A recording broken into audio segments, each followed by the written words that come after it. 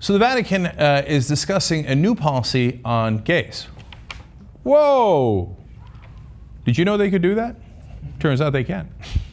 Now, don't get too excited. It's not like they're going to change their position entirely on gay marriage or whether gays can, be priests, etc. But there's a document that over 200 bishops have been working on called Relatio. I'm sure I'm pronouncing that wrong. It's in Latin. Okay, and here are some of the surprising things that they say in that document. Homosexuals have gifts and qualities to offer the Christian community. Wow. Are we capable of welcoming these people, guaranteeing to them a further space in our communities? Often they wish to encounter a church that offers them a welcoming home. Well, now that is very different in tone than what we've seen in the past, and a sight for sore eyes. So fantastic. I'm very happy they're considering this. They go on to say in the document, are our communities capable of proving that accepting and valuing their sexual orientation without compromising Catholic doctrine on the family and matrimony? So this is a great example of how malleable all of the religions are, right?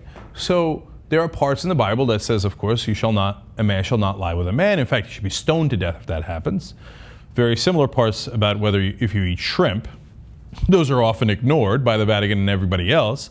But anyway, that's in the Bible. But it also says in the Bible that, that you shouldn't judge others. And the, famous point in the Bible where Jesus says, let the first without sin cast the first stone, right?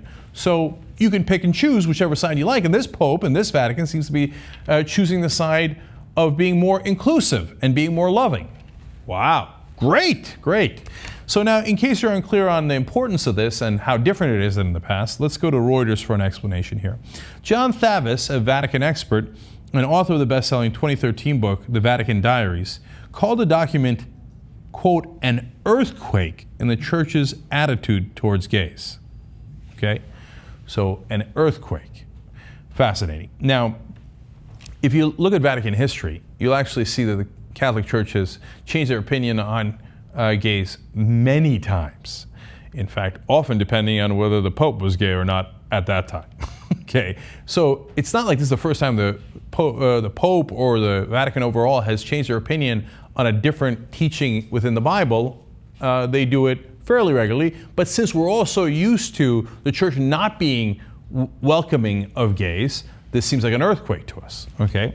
Now, Reuters explains further, a number of participants at the closed-door synod have said that the Church should tone down its condemnatory language when referring to gay couples and avoid phrases such as intrinsically disordered when speaking of homosexuals. Are they not merciful?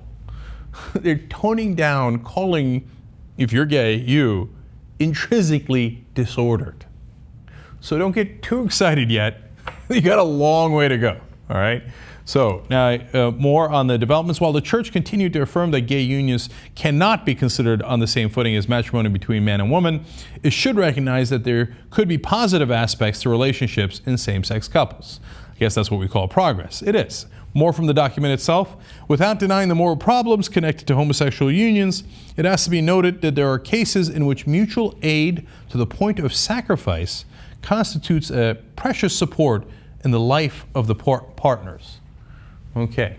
Like, they shouldn't get married. I'm not really going to call it marriage, but it seems like they kind of love each other. They sacrifice for one another. Maybe we should treat them as humans. Indeed. Finally, Reuters says, it said that the 1.2 million member church should see the development of its position on homosexuals as, quote, an important educational challenge for the global institution. Now, the reason why I love that is because it's almost a tacit acceptance of the fact that that's what the church does. They give you a certain education.